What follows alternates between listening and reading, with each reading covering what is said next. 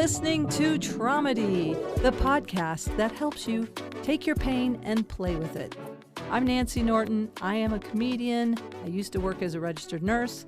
Now I'm a keynote speaker, and I've combined comedy with healing, and I give keynote presentations called The Power of Humor, how it helps us with healing, with wellness, with creative problem solving, so many things. And humor, as you know intuitively, it just makes life more fun. So we're here today. We're going to talk to a comedian friend of mine who also is a 911 dispatcher, and we're going to share how humor has helped him cope as the son of an immigrant and in all kinds of stresses that he's gone through. So stay tuned for that.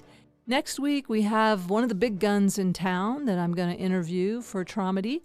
One of the big guns, one of the big guys, one of the super mega funny people. So stay tuned, and we're going to help each other through this holiday season as we head into the darkest days of the year. Let me know if you have a certain topic you'd like to see covered on Tromedy. Send me a message, and I'd love to get you on the podcast if you have a story. A story about a time when humor has helped you through a rough patch, through a trauma, how it helps you cope and manage every single day. Like it does here at Fort Norton. My son and I laugh at everything, pretty much, especially me. He laughs at me. And I mean at me. Not necessarily with me. I do mean at me. He does help me take myself a lot less seriously. He does it with love. I think it's love. I think I'm calling it love. Sarcasm with love. I should get him a t-shirt. Sarcasm with love. And remember, no matter what, keep laughing. Welcome to Tromedy. My guest this week is a friend of mine. We haven't seen each other in a long time. I consider you a friend, even though we don't see each other very often. I just liked you immediately the first time I saw you in whatever that room was down there in Denver. I don't even know where I was, but I remember I like this guy. Very funny comedian. Also has a podcast that may or may not have a name that's on at 3 a.m. live. So if you ever want to jump on a podcast at 3 in the morning, and has worked as a 911 operator.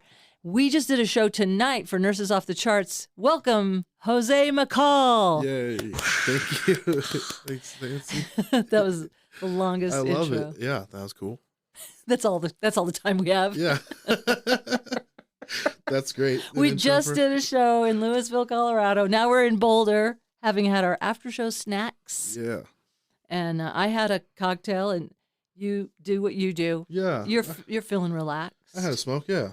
Okay, this podcast, I don't know if I've even told you about it, but it was my senior project. So I went through a 3-year certification program for therapeutic humor, and this was part of a project I was doing about helping the therapeutic value of humor, coping with trauma. And I mean, it's something that came to me also because my friend Heather, who you met at the show tonight, who was attacked by a serial killer and survived, and then uses humor a little bit to help her cope. Because it's still like, it's never over, when you have a big event like that. Yeah, that's crazy. But anyway, so thank you for doing the show tonight. Yeah, and bringing your experience as a 911 operator. Mm-hmm. And we were saying before we started that, well, you try to keep them separate because you don't want to violate probably any HIPAA regulation. I don't know. Are you under HIPAA as a 911 operator? Well, right. So I was a 911 operator for 6.5 years. And now I'm a paramedic dispatcher, so I'm a hospital employee, technically. I work in the same room. I work in the exact same group of desks, just on the other side of the room. But instead of city employee, yeah, it's technically hospital employee, so I'm HIPAA and all that. Okay, so interesting. So when you were a 911 operator, were you working for the city? Yep, that's a city employee job. And it's in the same room? Same room. Inside of a hospital? No. It's off-site. City dispatch. They have a radio room. It was like it used to be in an old firehouse. It was in a nuclear bunker at one point under the Capitol. They have a secret location. Yeah, there's like a couple different backup ones, but then the latest one is attached to the District 5 police station. It used to be a homeless shelter, and they converted the city. Yeah. Wow. Bought it. So half of it's a police station, and the other side of it is just a call center. We never see him or anything. Are you in like a cubicle thing, like with those 3-sided soft walls, so that other no. are there a lot of people lined up next to you? That was the old way. Was that the new way? Is the open concept? Hippie. So it's like we're in a U shape, and then there's a boss. It looks very like brutalistic. Like when James Bond is fighting villains and they're all at consoles shape around them. And it's like now it's the open floor plan. Yeah, exactly. I loved your bit about what were you talking about, horror movies where you start looking at the house. Yeah, like liking it. Like, oh man, I'm older now. Yeah.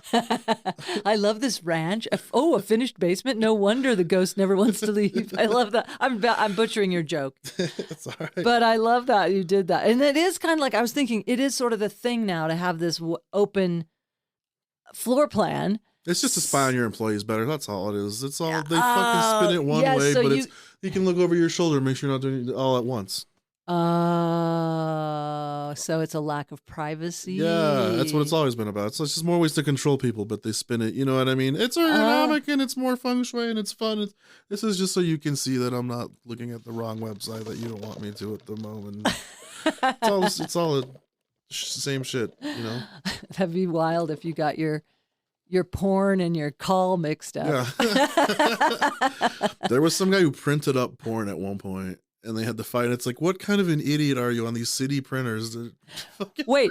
What is that like what do you call that when you have picture graphic novel? What was it? Like, what is he printing? I guess screenshots of the naked people he liked or something. Maybe it was his favorite. Yeah, favorite screenshot. Gonna print it. He's like, I don't want to waste my home ink. It's a lot of toner. Yeah. Print this at work. So how did you get interested? How did you get started? I should have asked you guys that were on the show. I was asking all the guests, hey, how'd you get started in healthcare? What called you to do that? Or how'd you end up with that? I guess a couple of things. All right. So like 911 specifically, I was working at ADT doing like security shit. Yeah, the octagonal signs. Yeah, the ADT. This house is guarded by. Your business is getting broken into, and then you got to go call a call list, and they get mad at you because they don't work there anymore. Like, yeah, you do a lot of that. I haven't worked for that Home Depot in 6 months. Stop calling. Oh, sorry. Oh, shit. This is getting broken into. Let's call the next guy, and then you call the police department. So you're a dispatcher for ADT. Yeah, you're like getting a hold of them, and then you call police departments. And they forget to update their call list. And yeah, it's an annoying job. So every time I'd call the police department, they would always seem in a better mood than me. I was like, they're always so cheerful. What's that job about? And so that was where that came from. Oh, so you're the interface with you're getting the 911 operator. You get the alarms, and then you call the 911 people and tell them about. And they seem to. I'm like, they seem like they're in a way better mood than me every time I call them, no matter where. And so like, I was like, what's that job about? And like, I generally was like my in leaving high school and just not knowing what to do, being like, I don't know, should I work I almost joined the military at one point, and I was like, I don't really fucking believe in that. Yeah, but it's somewhere to go. And then like I did a bunch of reading, and it was like, oh, the dudes that are driving the tanks and commanding these things are on food stamps. Like, they're not doing that great being in the military. Yeah. So I was like, okay, I can work in my local area doing something, make comparable pay. That doesn't lock you into a contract. And it's like morally more. I'm like, I just don't, Yeah. They're blowing people up. I don't want to. I come from a third world country with my mom and all that. And I know, like. Where are you from? El Salvador is my mom's. Oh, yeah. Yeah. And so you were born there? No. But I was born in LA, but my mom fled there during the Civil War. That went on. Now they're putting them in cages. We were here before the cages. So. We're pre-caged. Yeah, we're pre-caged Salvadorans. But yeah, I know when you have, it's not anonymous or it's not othering. It's buddy just like you. And I tried to teach my son this when he wanted to go at one point in the military. And I said, okay, just imagine that you're a twin that gets separated and one of you's on one side and one of you's on the other. I mean, that's the enemy, but he's exactly like you. It's just blowing up random guys. I was like, I don't know that I completely believe in that. So like my mom was like, okay, well, you need to either go to school or if you're going to work, work. And I was like, I don't know what to like work in or pursue. And she was like, okay, well, if you help people, you'll never run out of work. Yeah. The service industries, it's true. Mm-hmm. So I was like, okay, I need to do something where I'm like helping people or doing so that kind of like guided me kind of towards like, let me do security. Let me do something where I'm. Yeah. Service. Yeah. And it feels good and not in the service.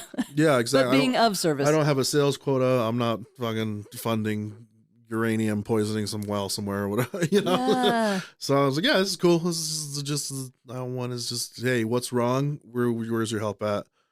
And even working for the hospital's even better because like one of my lieutenants came up one day. He's like, look, the cops are gonna fucking beat people up and shoot and so the firefighters are gonna break stuff and people are gonna be mad about their my car was in the way and you towed and smashed it.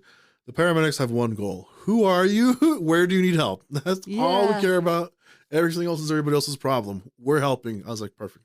If that's the only goal, I'm on board. I love that. Yeah. That's it. That is cool. There's peace of mind, right? There's nothing in your Simplest psyche. Goal. Yeah. All right. I like the sound of your drink in the microphone. Sorry. No. I'm just like announcing it because it's like people might be listening. What's that noise? That is a Good Times glass with some ice and water. But yeah, that was simple goal, and it's very easy to keep that in mind. Anytime I'm pissed off, I'm like, the goal here is to help people. All this policy stuff, I don't really. Which one helps people? I love it. I love it. So, it's interesting you said because I do sometimes. I really do miss nursing. Like, it was so clear. Yeah, sometimes I used to have these. I was off every Monday and every other weekend, so I had 3-day weekend every other weekend. And honestly, by the next Tuesday after the 3 days off, I felt a little depressed. Like, why am I even on earth? Like, like I missed having that. Like, it was very fulfilling to just know that I was helping people. And then I like the balance. And then with the comedy, and when did you start comedy? 10 years ago. Gosh, it's still pretty recent. And to me, 10 years feels like you just got rid of the new car smell. You're broken in. Okay. I do feel that way. Like you've got, I don't know. For me, maybe I'm a slow learner, but I always think 10 years is like no longer a new comic. Now you're, I'm definitely like, I'm finally comfortable on stage. Cool. I'm finally. Yeah. Yeah, definitely. What got you started in stand-up? I always wanted to do it. Like I told my mom when I was like 5, I was like, I want to do comedy. Yeah. She was like, go to bed, go to school. But like, cause we used to watch Seinfeld. That was cause she would work all the time. And she would come home. And was she a single mom? Yeah. Like I am. Yeah. And I worked, 12-hour shifts and. Yeah. And then she had a thing where like her education from El Salvador didn't transfer over. So she'd go to work and go to school and learn English. She had to restart and then. Oh yeah. And then, so she'd come home at like 9:30. That's when Seinfeld was on. It's like the one thing we'd watch as I go to bed. And I was like, I don't know. I feel like a lot of that. I'm like, I remember the stand-up parts of that, like you and as a little kid being like, oh, this is funny. There's a silly person, like I get it, even though it's a grown-up thing. Yeah. And so like, yeah, I don't know. That always appealed to me, and we'd always watch comedy shit. And at one point I was like, yeah, I want to do that like as a little kid. And I didn't know you can do it, I know, you right? have no idea that you just can There's no clear pathway where they'll say like, oh, if you want to be a nurse, there's steps everybody could tell you. I was the same way. Like since I was like 4 or 5 too, and I never thought I could really do it. But then you did it. Yeah, my ex-wife, one day I was at 911 and I was like, I like this, but I'm also like, it's not the be all end all. Like I just don't. I like working in that field, but it's like this is. I've gone as far as you can go when you work there. I don't want to do management. I don't want to go on You don't the want to street. be the spy. Yeah, I don't want to. Yeah, exactly. I don't want to do HR. This job is this forever, and it's interesting, but there's nothing else. Yeah. Other than I take calls indefinitely until my stress level kills me or whatever. You know what I mean? Like, Is it stressful? you learn to compartmentalize and stuff, but yeah, it's, and it's also like long shifts. I'm working 12-hour shifts, fucking listening to people's grievances, and it's like it can. Do people call just to complain sometimes? Like they don't know who else to call? It's not like, like the news will be like, this guy called because his hamburger was wrong. That happens fucking daily. Like that's people calling. They gave me the wrong combo. They said the bacon was real and it's fake. I've gotten, what else have I got? People ranting about their takeout order. Yeah, just the most inane. And then it's like you just before them, you talk to somebody who's like, kids stop breathing, and you have no idea if that kid's living or not. And the next call is somebody who's like, you guys do nothing for anybody because my potato pancakes were supposed to be regular pancakes. F you, and you're getting cussed out. And you're like, man, you know what I mean? Like it's rapid fire that. And you don't know. Sometimes. Like, can you hang up on them or what? No, especially no. And then the city also has all these policies where Denver specifically, where they don't want to discourage people from calling, so they won't charge people with abuse of 911. And it has to be very specific circumstances. I've been there 15 years. It's been maybe 3 people total. And there's like been way more who've been abusive, but. Oh, wow. Yeah, there's a whole So you thing. just have to take shit. You just have to take it. And it's all people will try to goad you so that they can sue you. Oh, so do you have trainings about that? Oh yeah, that's a huge part of it is the legality of don't say things that are going to get people killed. Don't say things that the news can take the wrong way. Don't say things that they can cut in because they do. No. Yeah. Dude, I would suck at this because I'm very reactive. I mean, I would talk back. I would not. Dude, that's not a job for me. Yeah. Good for you. I've figured out ways to say things professionally, but also in a silly, people laugh, but there's nothing they can do about it. We're like, that sounds fascinating, sir. Anyway, the next thing we need from you or whatever. Like, I'm very good at like, here's a compliment. Anyway, shut up. Being like kind of dismissive without incriminating yourself. Yeah. That's good skill. I liked what you were sharing earlier too about, speaking of goading people, you were talking about, how are we talking about that? Oh yeah. Deplatforming shitty people online. Deplatforming. I love this term. Is this a term? Did you make it up? No, it's like a thing that, they talk about it with like, giving right-wingers a platform on your podcast and shit. And I'm like, we'll take them off the social media. Deplatforming people. Yeah. And yeah, you were saying in like a thread, like a Facebook thread or something. Yeah, like you bring up an inane point that isn't making a real point, but it's something they said. So like correcting grammar or like making a side note. So like somebody was talking about the burning of books for the trans thing. And the only point I made was reading is great. We should try to read more and burn less books. And people come in and they get more and more mad for no reason. They just, because they're not, reading comprehension is not a strong point. People are very knee-jerk reactionary. So they will argue side points that you're not even arguing with them. Chances are it's a bot maybe, who knows? But I will push the point of the agenda, 2-3 posts. It doesn't take any effort. I'm not like invested or anything. I'm like, whatever, nerd, reading is awesome. And then like the next 2 or 3, and then these people get more and more hateful, and you check their profile and you're like, oh, this is some crazy, like angry right-winger. And you just start reporting the comments, the angrier and the crazier they get, and they start getting banned. They just start getting kicked off for ranting all their like hateful nonsense. I love it. Yeah. And it's like, it's not about winning the argument. It has nothing to do. That sounds like a fun game. That sounds like a good game now. Because otherwise it's like, I felt like, oh, it's just toxic and I'm wasting my time. But that is fun. I wonder how long they get kicked off. I don't know. I don't know if it's permanent. I don't know if it's 24. I don't know if it's a whole bunch of them. I don't even look at the results of the reports that I make. it's a quick just 5 minute. Watch them disappear. Yeah, just report like 5-10 of them, and then I'm like, I'm out. And I just don't even pay attention again. But then you go check the next day, and you're like, oh, all their comments are gone. Crazy. Like, take a coffee break. Yeah, like, oh, they must have been banned. Cool, their account's gone. Perfect. Like, I banned myself. I was telling. I'm not gonna say what I got in a little. Just whatever. I don't know. I think I can have some toxic positivity. So I don't know. It's a crazy world out there. I hate The algorithm is what I've decided. I know my peers need it.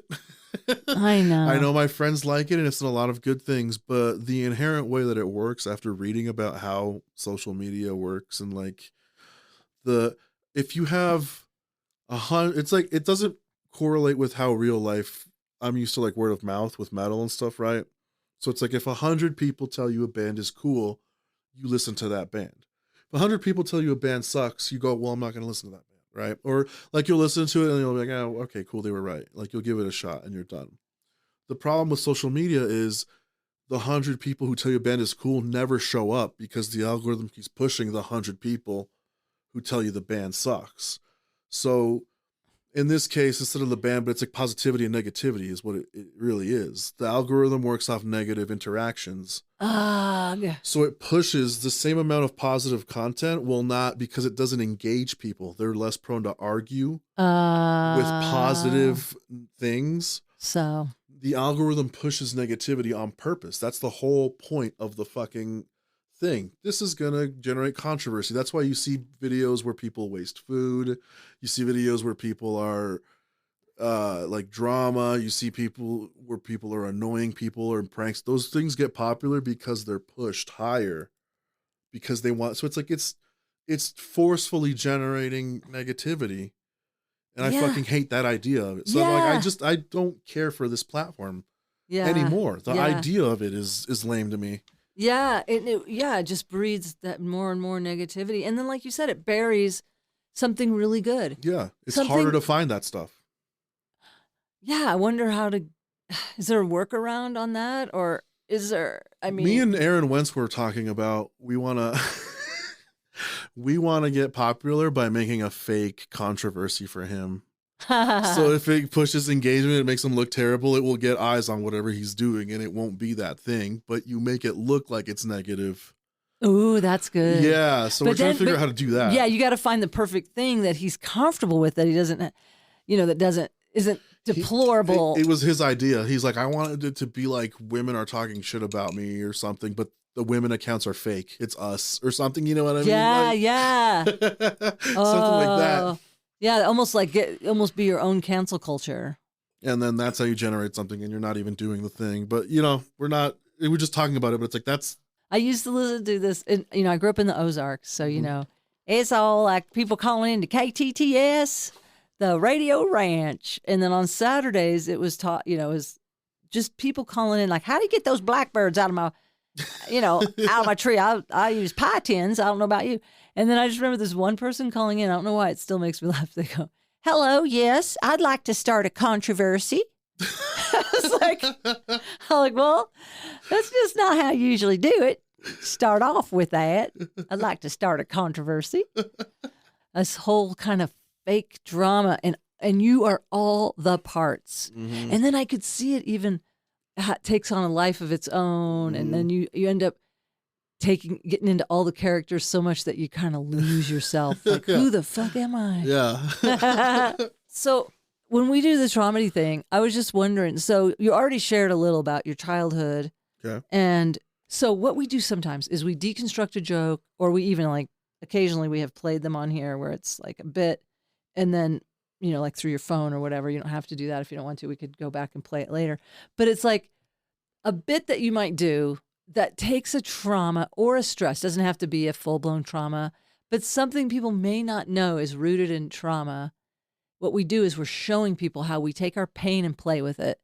Like for me, where I talk about, funny things about having a lazy eye, mm-hmm. when truly it's a painful thing to have a disfigurement, where people are making fun of me as a little kid, or truly today, it still bothers me when people do not know I'm talking to them. People will be looking over their shoulder, and then they catch themselves. If it's an adult, they're like kind of embarrassed because they know they're looking at the bad eye. Anyway, that's just an example. Doing my little jokies about whatever, the easy bake oven, the light causing it. I don't know. Is there anything in your act that's like that? After we recorded this, I asked Jose to send me a bit that I heard him do when we were doing a gig together here in Colorado. And it's about immigration. It really is a great Tromedy bit around somebody who is the son of an immigrant. His mother came here from El Salvador, as you've already heard. So here it is, recorded at the Comedy Fort in Fort Collins. It's Jose Macall's bit about immigration. I think it's dumb people say immigrants steal jobs. That's pretty dumb to me. It's like, of all the shit to steal, job would be the worst. There's catalytic converters out there, you know?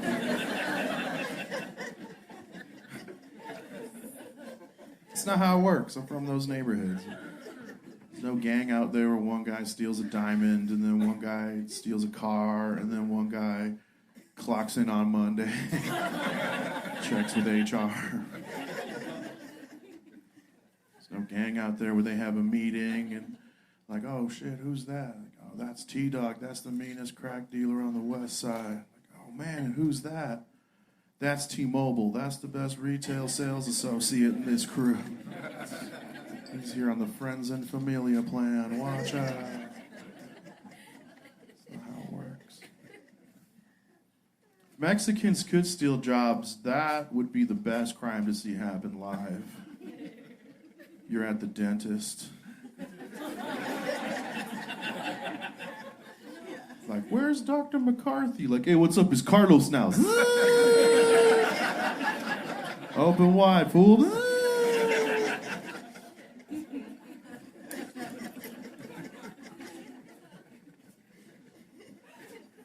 Mexicans could steal jobs. We would steal good jobs. We're not cleaning shit. We're not picking nothing. We're stealing porn actor for sure. The day of. Cut, where's the male talent? Hey, what's up? It's Carlos again. I got 2 jobs. Open wide, fool. Got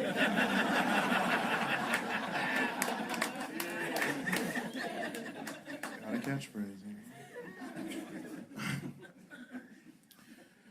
I had someone yell at me outside of a venue about open borders, like I'm gonna fucking do something about it. What I realized while they were yelling nonsense at me, they were just upset and they were frustrated. And I understand that the wall, the border issue, it's a smokescreen. There's no real issue there. My opinion doesn't matter. Their opinion doesn't matter. Nobody's opinion matters. And I'll explain why. It's a simple issue, all right? If you're not familiar with the current crop of immigrants, they come from a country called Venezuela. Venezuela's got the world's highest crime rate, has no government because it collapsed, has no food because there's a shortage. So these hungry people walked from Venezuela to Colombia, known for its drugs, cartels, an active guerrilla war being waged on the government. And they walked through that to Panama, where there's a canal. I don't know how the hell you get over a canal on foot, but they did it. We know a moat doesn't work.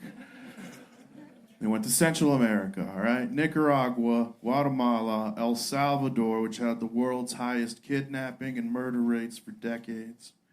They went through there to Mexico. You've seen it. It's huge. Mexico is jungles, and it's deserts, and it's cities, and it's cartels, and you think they're going to walk up to America, and they're going to go, oh, shit, there's a fence. Right?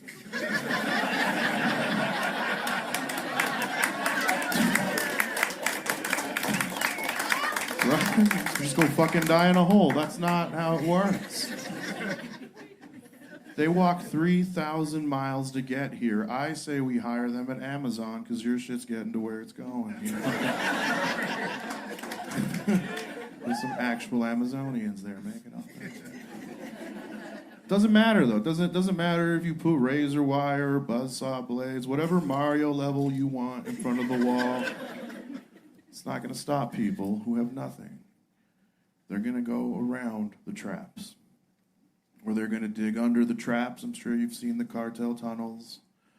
Or they're going to build over the traps, all right? I'm not sure if you've seen Mexican ruins, but we fucking love stairs, bro. Not me personally, but we have buildings made out of stairs. It's not a deterrent. I gotta go here's the thing. I'll leave y'all with the solution to the immigration problem. Y'all want to hear that? Sure. Cool. It's my idea. It's very simple.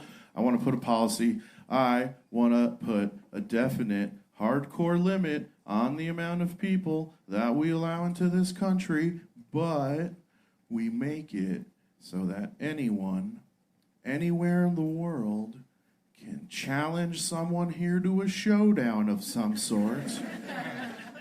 Whoever wins gets to stay. Yes. We make the country stronger, we film it, we call it dual citizenship. Hell yeah, you guys have been phenomenal. Oh, I love that bit. Amazon delivered by actual Amazonians. Oh, there's so many great moments in there. My new catchphrase, open wide. And of course, dual citizenship. That is Tromedy at its best from Jose Macall, recorded at the Comedy Fort. Comedy, for me especially, is about defanging something intimidating. Yeah. The whole time of it. That's for me is kind of like my guiding post is like be funny and try to defang something scary if I can. I love this. So yeah, like there's bits of that where like I have that in my act that don't talk about the thing but come from that. Exactly. From the side angle. Exactly. So yeah. It's not direct. Like as direct as, say, if I'm talking like about dying, you know, the fact that I'm going to die, like, you know, are we all on mushrooms or is my face sliding off my skull? Yeah. But that's more direct. So your stuff is like, I'm dealing with it, but sort of. I've tried it more head on. I want to write about loneliness a lot. That's the thing that like I really, if I could, like, okay, you know, like when you have like a favorite comic and you think of a joke and you see that thing in everyday life, you think of that joke forever.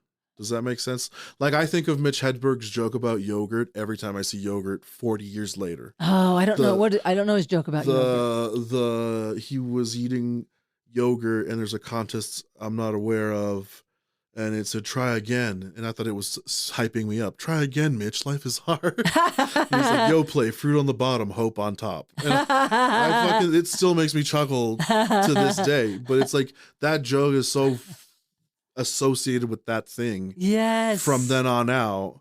Yes. And so like I've had one success. I have a joke about moths.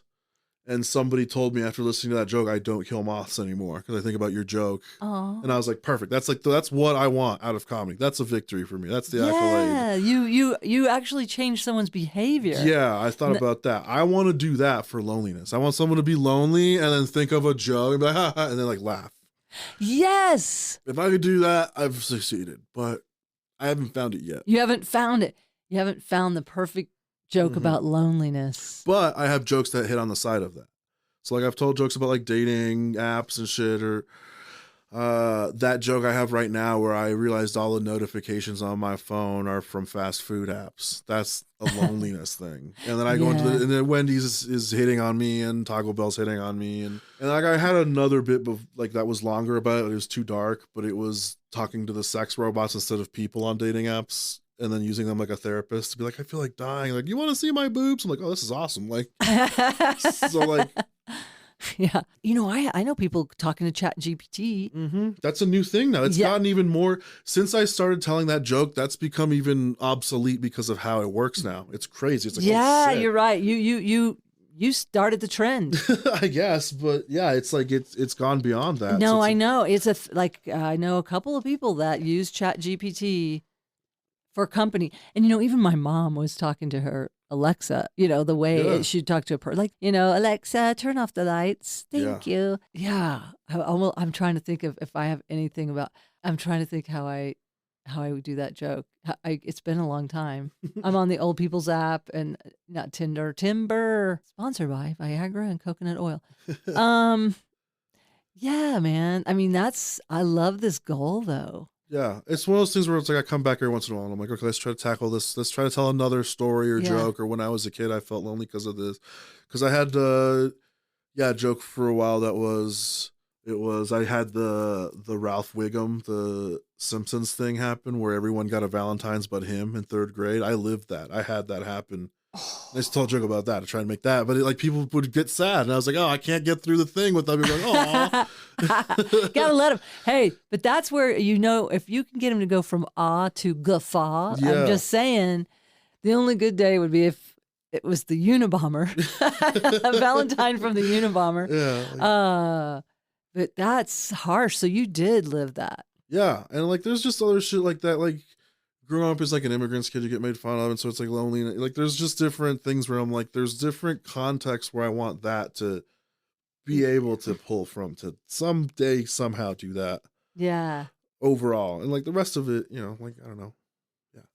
I was thinking, and I don't know if I've, I don't think it's as funny as it is just the fact of like, the hallway light was my friend. When I was a kid, and I grew up in a big family, but I guess I was I'm wearing my crybaby badass shirt. I was a crybaby. I was a lonely, whiny kid. Like I was kind of the scapegoat and I was the problem, and I would cry myself to sleep. And I loved the hallway light, and I could do like kaleidoscopes with it. Yeah. It was like, that's my friend. I mean, that's my friend. I could see that being a little tag, a little callback. Just Twinkle. That's my friend. The other night, I was on stage at a brewery for a rotating tap show, and I can't explain it. And this is probably because I'm in these, couple of recovery programs. But I'm just now at 64 years old starting to love myself. And it's a weird feeling. Like it's a funny, like warm feeling in my chest. And it's almost like an in love feeling. And I just had this idea that, and it was 20 minutes into the set. So we're in. They were in. And I was like, I'm just using comedy as a guise to get people to love themselves. Because now that I kind of started to love myself, I want you to love yourself. And I said, I go, why don't we try it? I got everybody point their fingers at their chest and go, I love myself in this baby voice. And a whole room at a brewery did that. And I have to tell you, that's tight. I got to say it. 35 years I've been doing this, and even though I've, not that I've headlined or anything at Film on the Rocks, but I've opened at had Red Rocks, I've played at 6,000 people or bigger theaters and some really wonderful honors, but that, I think, is going to be one of my favorite moments. Nice. In comedy, where just a room full of random people in Arvada, Colorado at a brewery went, I love myself. I hope it planted a little seed. Yeah, that's rad. They've done, I was just reading a thing on the study they did about language influencing mood. It like reinforces neural pathways to hear certain words. And so like, it's like the chicken and the egg thing. Do people speak negatively because they're negative, or does the language influence them? Yeah, and which comes first, yeah. But by hearing the language, you can go into depression, they found. So it's like, it's the language can influence. Also, what I'm into lately is just imagining things, that like feeling it in your body versus the word. Like I think the words are good too. Sorry, you're saying like, well, like, like feeling it. They're saying, okay, so there's so much of this stuff about manifesting in our lives, right? And like, say whatever it is, like imagine how you're gonna feel when you get that gig you've been wanting to get. Oh, okay. So it's like visualization. Yeah, visualization. But it's like feeling it in your body. Like, oh my God, I feel this. My heart feels lighter. I've got a spring in my step. I'm a little exhilarated. And then somehow, I don't know, I think there's a frequency. I've had a couple of guests on about physics and frequency. Mm-hmm. And there's something about raising the frequency with some of that positivity. There was a study I read where they had basketball athletes go and practice shooting free throws, and they had guys sit down and imagine with their body all the motions they would make to shoot the free throws. Yes. And they both came back and had almost exactly the same. So, yep. Just by visualizing and picturing with their body what they would do. So, yeah, I mean, I could see that working, apparently. So now, what do we need to picture? You writing the perfect lonely joke. I guess. The epitome of a funny. I love this though. It's so layered. A brilliant, lonely joke that people, every time they feel lonely, it actually helps lift their spirit, and then they don't feel so alone. Because also, Jose Macall felt lonely.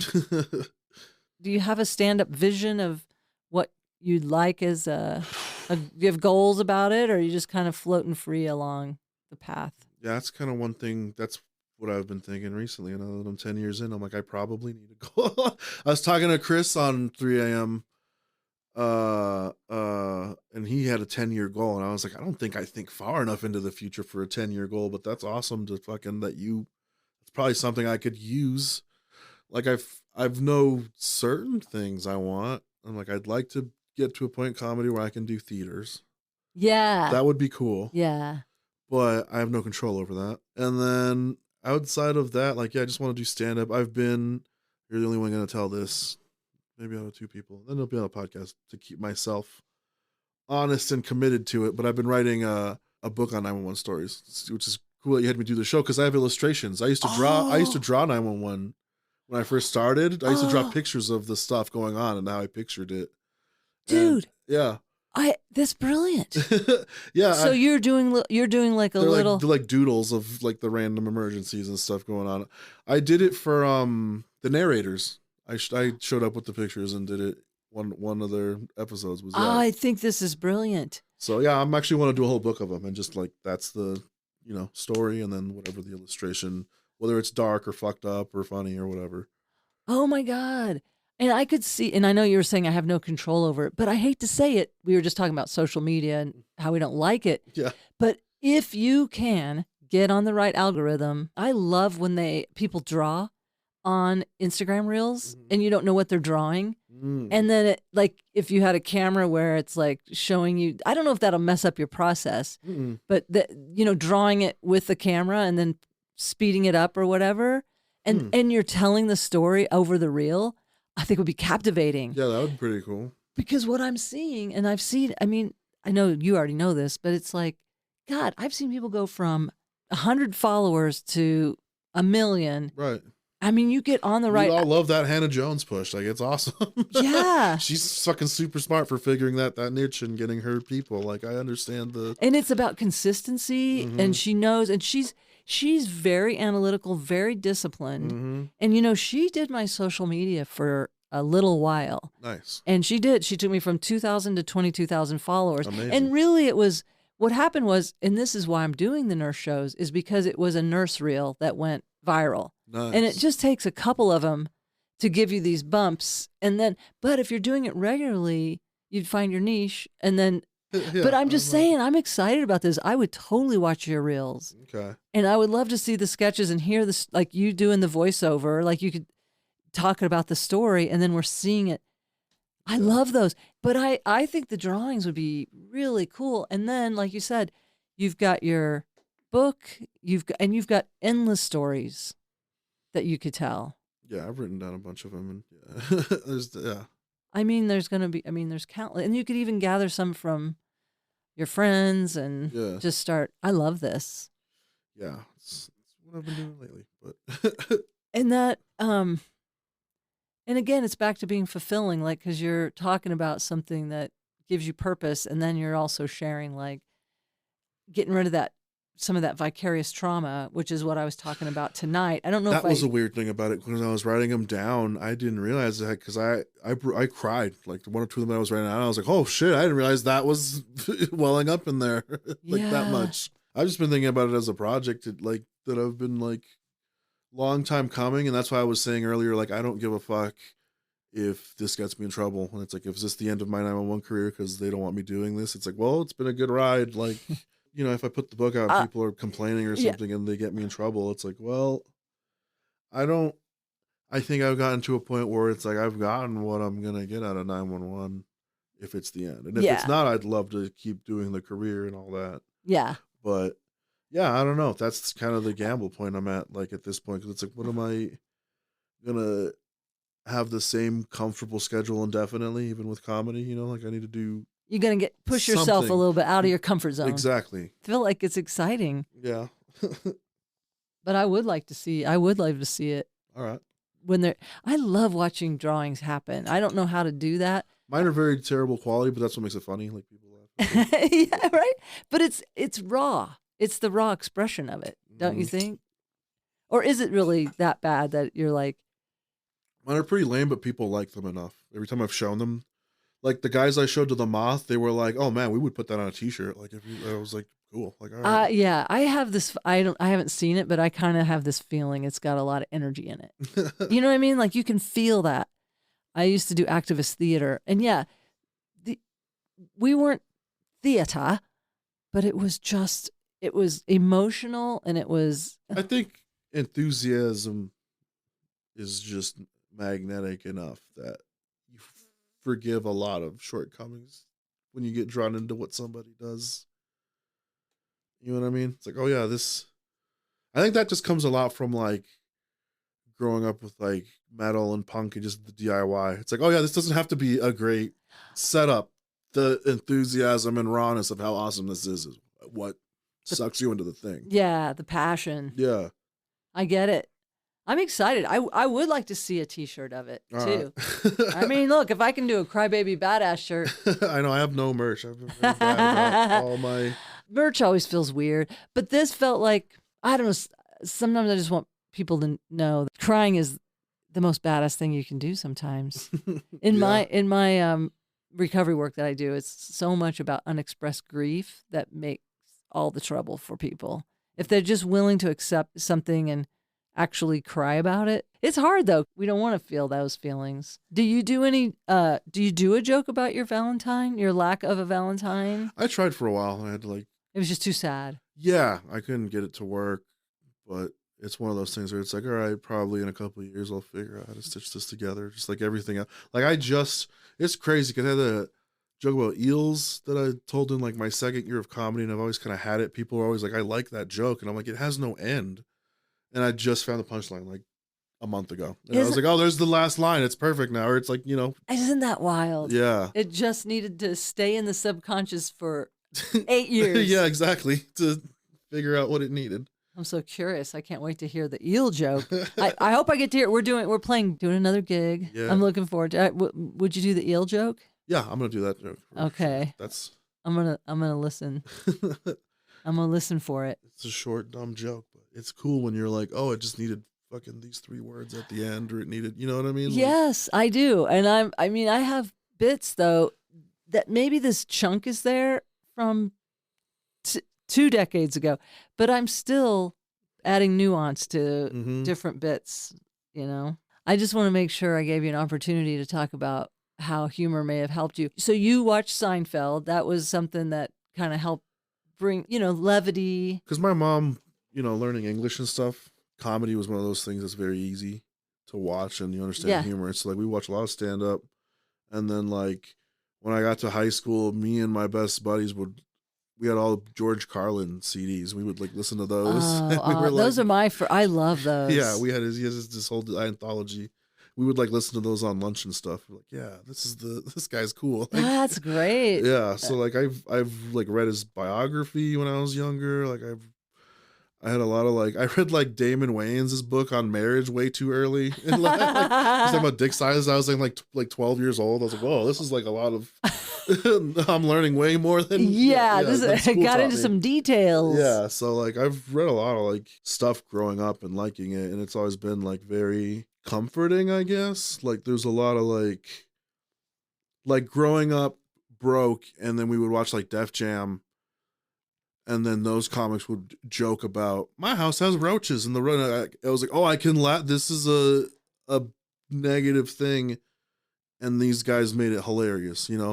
Chris Tucker had the joke about like the roach was fucking working out in my gym, and he was like, what are you doing in here and stuff. Like it's cool to see that you bring from something negative where like you would get made fun of in school for being poor, and then the humor, and then it's like something you can joke about in school, like, hell, I'm so poor, blah blah blah, and now you're funny. Like now it's like leverage. Now it's like, you don't understand how tough it is. I've got the humor, and I've got the, now it's cool to be this dumb thing, or like, the negative trait is now something it's capitalism forward. I mean, it's like yeah, it's like you've capitalized on your on your poverty. Yeah, exactly. Exploit it. Mm-hmm. I was thinking about Eminem for a second. I don't know why, but yeah. Sort of like, I love that movie. Is that so white of me? No. I love that movie, 8 Mile, when he preemptively makes fun of his trailer park. Exactly. Yeah. It's you're controlling the narrative. Yeah. So like it's very hard to go against you when like you've taken back. Yeah, how are they going to hurt you now? I'm sure I did that with like facial disfigurement and whatever, control the narrative. Perfect. Yeah. And I liked what you said earlier too, just like defanging stuff. And I'm just so grateful to have found humor. And then it sounded like a great education if you listen to the whole George Carlin thing and all that. Yeah, that was the thing. Like it's weird when I started doing stand up to realize it was in my face the whole time. Like I would listen to comedy because I would be in a bad mood going to work every morning because I just needed I was like, I want to start the day with a laugh. Yeah. I was like, oh, now I'm doing it, and it was the thing I was talking about where I was saying the conversation with my ex-wife where she was like, everyone at one point in their life should try something they wanted to do when they were a little kid. Yes. And so that was when I went and I thought about that for like weeks. And I was like, I always wanted to do stand-up when I was a little kid. Like it was. Yes, you and I have that in common. Yeah. And I didn't start till I was 27 or. Yeah, I was 28. Wow. Yeah. Our Saturn return. That's amazing. We have that in common. Nice. That's cool. Because I was a little kid and then I was helping people die. Literally, like when I lived in Hawaii, a lot of young men with AIDS came over and wanted to die in paradise. Ooh. It was very hard. And then some people older that were age appropriately dying, I guess you'd say. But it was like, it did hit me at 27, like I am going to die. Like it hit me, mortality. Yeah. And what do I wish I'd done? And then stand up came like that. So it was pretty cool. And I was terrified but I'm so glad. I think that's a great place. Let's kind of maybe work towards closure on that. If people out there thinking, you people out there, what are you thinking about? What did you want to do when you were a little kid? Yeah. What was it? Like 4 or 5 years old. My son said when he was, I think he was 2, and he does, okay, we'd drive to preschool and he loved all the construction trucks, Yeah. And I would sing this silly song parody. I think it's Yellow Polka Dot Bikini. It was like, it was a backhoe, front loader, side dumper, rear dumper, all on the way to Rainbow today. That was his preschool. Anyway, he had a meeting one day and he was like, I had a housemate and he goes, you guys, we were at dinner and he goes, you guys, and he had this serious look and he goes, you guys, if you want to be a construction driver, you have to fight to keep that dream alive. He was so serious. That's awesome. And he's 20 and he actually wants to go into law enforcement, which is a whole nother story. But anyway, in the meantime, he does work landscaping jobs. And I'm telling you, that kid comes home excited. Like, we got a new stand-up mower. It's like he loves driving a skid steer. Mm-hmm. So I don't know. Sometimes I'm like, are you sure you want to go into law enforcement? Because landscaping sounds a lot more, sounds safer is what it is. Some kind of industrial groundskeeping or something. Some kind of when you're moving the big rocks around.